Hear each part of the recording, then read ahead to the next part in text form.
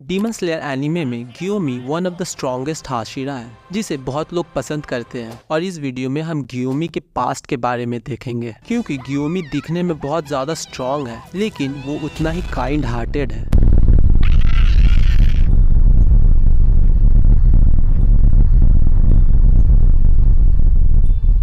तो चलिए शुरू करते हैं। जब तांजीरो गियोमी की ट्रेनिंग को कंप्लीट करता है तब वो बहुत ज़्यादा एग्जॉस्टेड और डिहाइड्रेट हो चुका था और वो अपने दोस्तों को खोजता है, लेकिन तभी वहाँ पे और वो तांजीरो की मदद करता है उसे पानी पिला के।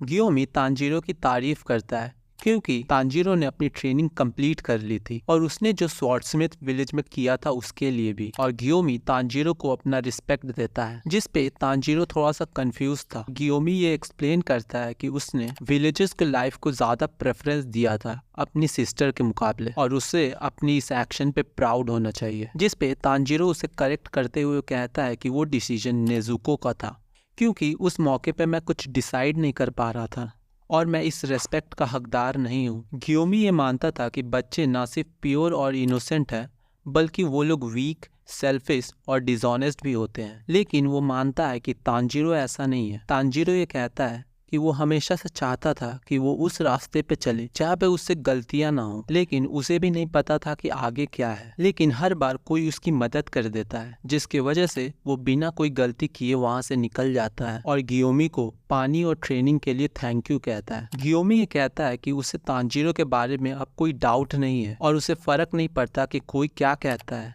लेकिन वो तांजीरो को रेस्पेक्ट करता है। तांजीरो को ये पता नहीं था कि गियोमी क्या कहना चाहता है, लेकिन वो फिर भी उसकी बात सुनता है। गियोमी ये कहता है कि एक समय पर उसने 9 अनाथ बच्चों का ख्याल रखा था एक टेम्पल में। उनकी कोई फैमिली नहीं थी, लेकिन वो फिर भी एक दूसरे का ख्याल रखते और आपस में बिल्कुल एक फैमिली की तरह रहते थे। और गियोमी ये चाहता था कि वो लोग बस इसी तरह अपना जिंदगी बिताए। लेकिन एक रात एक बच्चे ने टेम्पल का रूल तोड़ दिया और वो शाम होने से पहले उस टेम्पल में वापस नहीं आया और उस पे एक डीमन ने अटैक कर दिया था। और अपनी जान बचाने के लिए उसने डीमन से ये कह दिया कि वो गियोमी और बाकी के बच्चों को उसे खिला देगा। दरअसल जिस एरिया में वो लोग रहते थे वहाँ पे डीमन का फेयर बहुत ज्यादा था और वो लोग रात को विस्टीरिया फ्लावर के इंसेंस जला के रखते थे, जिससे डीमंस दूर रहते थे। और उस लड़के ने उसी इंसेंस को बुझा दिया था, जिसकी वजह से वो डीमन टेम्पल के अंदर आ गया था और उसने एक ही बार में 4 बच्चों को मार दिया था। गियोमी ने बाकी के 4 बच्चों को बचाने की कोशिश की थी, लेकिन उन्होंने उसकी बात नहीं सुनी। और उस वक्त गियोमी इतना ज्यादा स्ट्रांग नहीं था,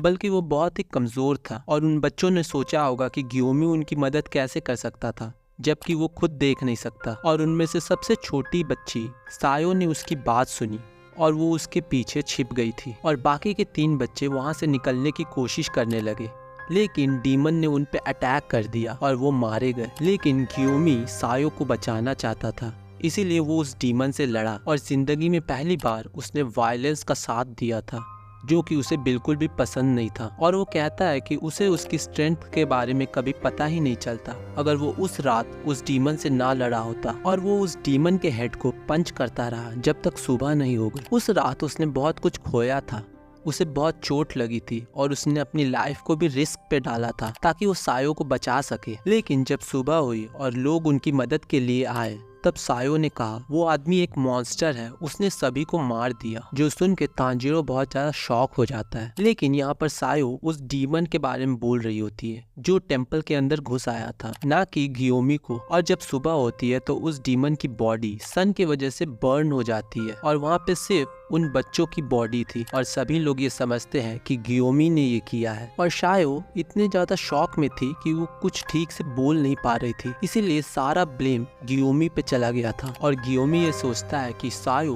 बस 4 साल की थी, इसलिए उसका कंफ्यूज होना लाजमी था। वो बस चाहता था कि सायो थैंकफुल हो क्योंकि उसने उसकी मदद की थी अपने आप को रिस्क में डाल के। और अगर सायो ने ये बोला होता तो शायद वो बच जाता, लेकिन गियोमी ये समझता है कि बच्चे सिर्फ अपने बारे में सोचते हैं, और क्योंकि उस डीमन की बॉडी गायब हो गई थी तो सभी लोगों ने ये सोचा कि उन बच्चों को गियोमी ने मारा है और उसे प्रिजन में डाल दिया गया था, और अगर मास्टर उबुयाशिकी ने उसे नहीं बचाया होता तो उसे भी मार दिया जाता। और इस घटना के बाद गियोमी किसी पे भी बहुत आसानी से भरोसा नहीं करता था, और यही वजह है कि शुरुआत में उसने तांजीरो पे विश्वास नहीं किया था, क्योंकि इंसान चाहे जितना भी अच्छा हो लेकिन मुसीबत के वक्त वो अपनी सच्चाई दिखा ही देता है। लेकिन तांजीरो ऐसा नहीं है, वो डर के भागा नहीं बल्कि उसने वो किया जो सही था, इसीलिए वो तांजीरो की रेस्पेक्ट करता है और वो कहता है कि वो उसकी मदद हमेशा करेगा। और वो तांजीरो के सर पे पैट करता है और सायो को याद करता है, जिस पे तांजीरो ये कहता है कि वो अपना बेस्ट देगा, और वो गियोमी को उसके ट्रेनिंग के लिए थैंक यू भी बोलता है। और आखिर में गियोमी तांजीरो से ये कहता है कि उसकी ट्रेनिंग कंप्लीट हो गई है।